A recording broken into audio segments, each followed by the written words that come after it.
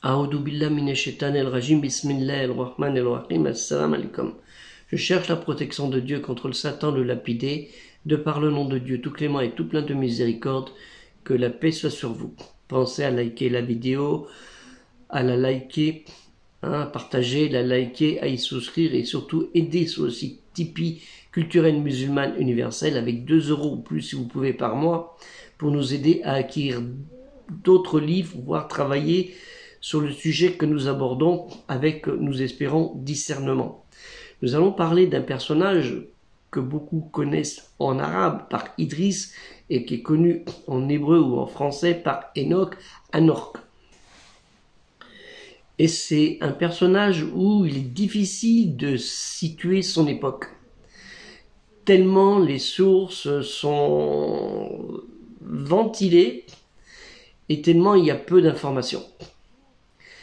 En fait, Enoch, d'après la Bible, Hanok, on va nommer pour l'instant Idriss, fils de Yarad, est le 7e patriarche, un mot qui veut dire Havot, ou en arabe Abaout, qui veut dire paternité du lignage, et celui-ci de Seth, puisqu'il serait le 3e fils de Adam et Ève. Seth, par Enoch. Enoch ne doit pas être confondu, et c'est là l'intérêt de cette vidéo, et je vous demande de rester jusqu'à la fin, ne doit pas être confondu avec un autre Enoch, qui est lui le fils de Cain, le frère de Seth, fils de Adam et frère de Seth, ni avec un autre Enoch, ou Enos, son arrière-grand-père, fils de Seth.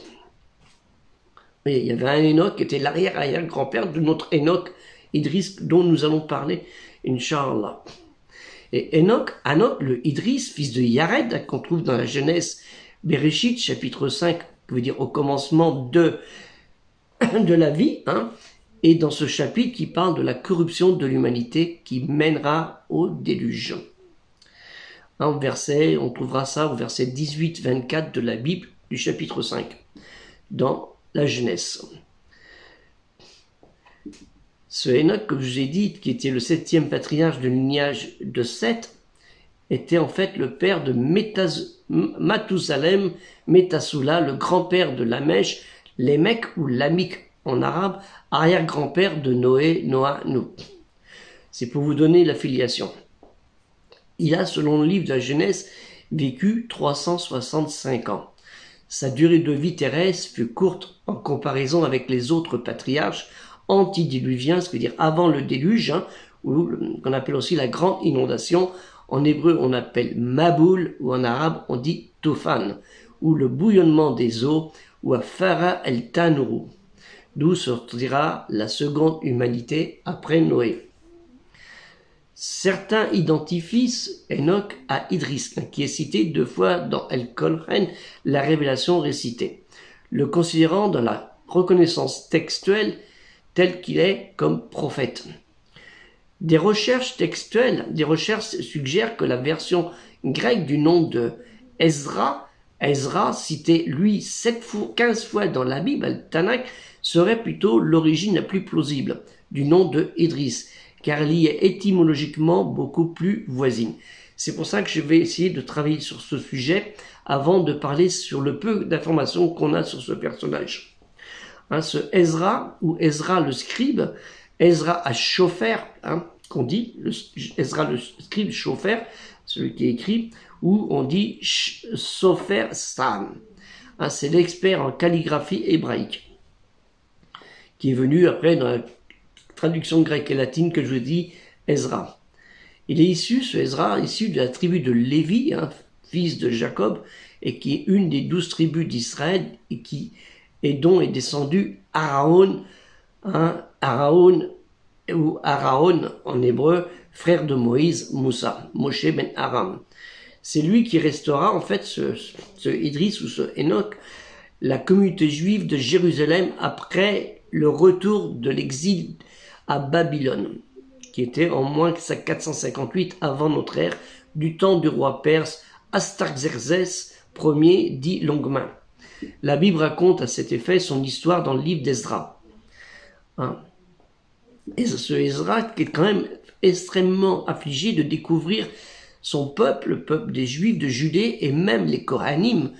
Kohanim, ce sont en fait les prêtres sacrificateurs, Kohen, qui ont, contrairement à la Torah, à la loi, épousé des femmes païennes. Il réussit à persuader la plupart d'entre eux à se séparer de ces étrangères et de leurs enfants. Parce qu'en fait, quand il y a eu l'exil des Hébreux, une partie de otages qui ont été envoyés en Mésopotamie, le souverain de Mésopotamie a pris des populations de son pays, les a envoyés en Judée pour repeupler. Et après, il y a eu des mélanges. Ce Ezra, ou ce Idriss, ce Enoch, pour certains, c'est lui qui a apporté une lecture précise de la Torah dont sa connaissance fut considérée comme égale à celle de Moïse, Moussa. Que la paix de Dieu soit sur lui. Dans la tradition apocalyptique d'Ezra, il est mentionné que celui-ci a été enlevé ou élevé au ciel comme Enoch. Vous voyez, il y a un truc qui est bizarre quand même. Cela correspond aux informations sur Idriss trouvées dans la tradition musulmane israélite, les récits judéo-chrétiens, qui présentent en particulier dans le corpus de la Midrashim, je veux dire c'est le pluriel de Midrash, c'est l'interprétation en profondeur du texte saint, on va dire plus court dans l'exégèse, est transmis aux musulmans par le juif yéménite converti Kab el-Habar, qui est considéré comme la plus ancienne autorité en matière israéliate et de tradition de l'Arabie du Sud. Selon la tradition musulmane, ce personnage qui s'est converti devint un partisan du troisième calife bien-aimé Othman ibn Affan. Et il est mort, et puis aussi de Omar ibn Khattab bien avant. Et il l'a accompagné dans un voyage de Médine à Jérusalem. Et nous avons Ibn Ketir, juriste chafiite traditionnaliste de la science du hadith, Ilm hadith, et historien dans l'authentique des prophètes, que vous avez ici, mais je vous mettrai d'autres versions en ligne. Ça c'est le tome 1, il y avait le tome 2, et vous avez Tabari aussi, là, qui doit être caché derrière. Oh, il n'est pas le côté là, ni de ce côté-là. Il n'est pas là non plus. Donc, qui dit en fait, cet historien, qui dit dans Sirat el-Nabiyoun, qui nomme ce Enoch Urnushk. Et il émet quelques réserves quand même quant à ses récits, mais il est obligé de s'en contenter, faute d'autres éléments et d'autres sources. Il semble que les musulmans ultérieurs, en raison de similitudes entre les deux personnages, aient confondu Idriss et Enoch, qui est parvenu aux musulmans à travers la version grecque de Esdras. Je vous mettrai le lien, là, il faudra aller dans la page 56, concernant sur Sirat el-Nabi par Ibn Ketir, c'est une autre version, qui est beaucoup plus courte à mon avis, mais bon, je ne peux pas scanner tous les deux livres. Donc vous pourrez retrouver un peu cette information sur la vie de Idriss Enoch. Et vous avez un lien beaucoup plus détaillé, et là il faut aller dans la page 64, 65 et 66, il y a de la chance que là ça a été scanné ces pages, mais tout le livre n'a pas été scanné, dans ebook Google, où vous aurez cette information. Bien que de nombreux érudits et des annotations qui peuvent être en contradiction les uns des autres, bien que de nombreux érudits musulmans des périodes classiques et médiévales ont soutenu qu'Idriss et aussi Hermès Trismégite, Hermès 3 fois plus, qui veut dire Hermès 3 fois plus grand, était la même personne. Vous voyez, il y a encore une autre référence sur un autre personnage, qui fut l'inventeur de l'écriture, de l'astronomie, de la lyre, de la culture, de l'olivier, hypothèse quand même qui semble contradictoire avec l'analyse de l'historien juif Artapan, vers 200 avant notre ère, qui assimile Thoth Hermès, le dieu Hermès, le dieu grec Hermès, et le dieu égyptien Thoth à Moïse, Moussa alayhi salam, s'inspirant aussi du savant et philosophe Décaté, un philosophe grec du 4e et 3e siècle de notre ère, lui-même aussi à Moïse, qui dit qu'il enseigna aux Égyptiens la navigation, les grues pour élever les pierres, les armes, les pompes à eau, les machines de guerre et la philosophie. Tout cela, en fait, ne sont que des supputations, des appréciations et des comparaisons qui n'engagent que leurs auteurs. Dieu seul est savant en la matière, Allahu alam. Idriss, notre Enoch, est décrit dans la révélation révélée, récité El-Kolhan comme digne de confiance et patient. Nous trouvons en effet dans la sourate 19, Mariam, Marie au verset 56 et 57, et mentionne Idriss dans le livre, c'était un véridique, un prophète. Et au 57, et nous l'élevâmes à un haut rang. Oui, je vous ai parlé d'élévation. Mais d'après Abi Naji el-Irbad et Saria, qui rapporte d'après Moujahid, à propos de ce verset, Idriss n'est pas mort, il a été élevé au ciel, tout comme Jésus, fils de Marie, Issa ibn Myriam. Et Al-Awfi rapporte qu'Ibn Abbas sur ce verset que Idriss a été élevé au 6e siècle où il mourut, c'est l'avis de Ad-Dahak. Mais certains auteurs parlent du 4e siècle. Oui, il y a beaucoup de comparaisons, de supputations.